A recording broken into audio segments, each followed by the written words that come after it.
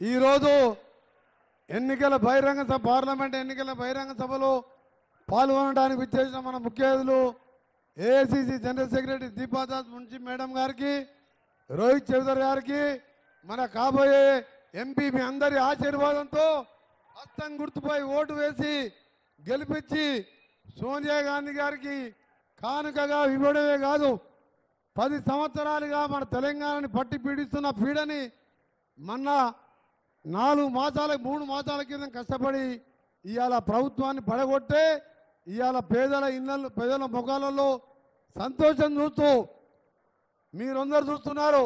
ఒకదాని వెనుక ఇచ్చిన 6 గ్యారంటీలు అమలు చేస్తూ ఈరోజు మళ్ళా శ్రీరాముని పాదాల దగ్గర పేదలు 10 సంవత్సరాలుగా ఇల్లు లేని వారికి ఇల్లు కట్టించే 5 లక్షల రూపాయలు ఇల్లు కట్టించే ఇందిరమ్మ పథకాన్ని ఇప్పుడే అక్కడ ప్రారంభించుకొని వస్తున్నామని మీ అందరూ కూడా గర్వంగా చెప్తున్నాం.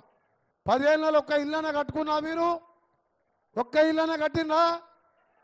ఒక్కరికన్నా ఒక పేదవారి మహిళల గురించి ఆలోచించినా? ఇవాళ బస్ ఎక్కాలన్నా మహిళల గురి 500కే గ్యాస్ సిలిండర్ జీరో బిల్లు పేరు మీద ఇవాళ పేదవారికి నెలకు 600 అంటే సంవత్సరానికి 6-7 రూపాయలు మిగులుతూ ఇంకా కూడా ఎన్నో కార్యక్రమాలు చేస్తున్నాం. అందుకనే మీ అందరు కూడా ఒకటే రిక్వెస్ట్ చేస్తున్నాను నేను.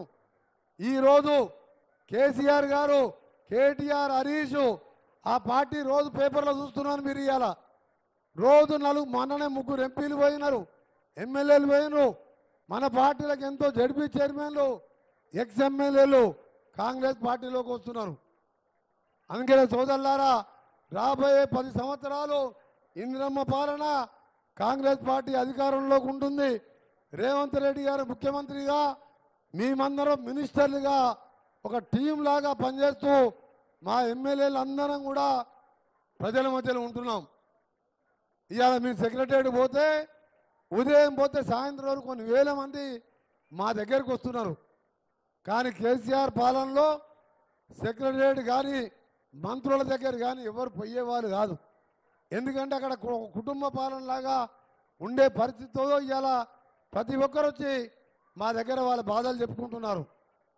అందుకనే మీ అందరికీ చెప్తున్నాం, ఇంకా 40 రోజులు మాత్రమే సమయం ఉన్నది. 10వ తారీఖు ఎన్నికల నోటిఫికేషన్ వస్తుంది. ఒక 35 రోజులు కష్టపడండి. 5 ఏళ్ళు మీ అందరి కోసం మేము, ముఖ్యమంత్రి గారు, ఎంపీలు, ఎమ్మెల్యేలం తప్పకుండా ఇందిరమ్మ పాలనతో పాటు రైతుల ముఖాలలో, పేదవారి ముఖాలలో చిరునవ్వు చూడడమే లక్ష్యంగా పని చేస్తామని మీ అందరూ కూడా మనస్ఫూర్తిగా తెలియజేసుకుంటూ ఇవాళ 5 లక్షల ఇందిరమ్మ ఇల్లు 2004లో ₹1,00,000 లెక్క తెలంగాణలో 32 లక్షల ఇల్లు కట్టాం. అంటే అప్పుడు 1,00,000 అంటే ఇవాళ 10 లక్షలతో సమానం.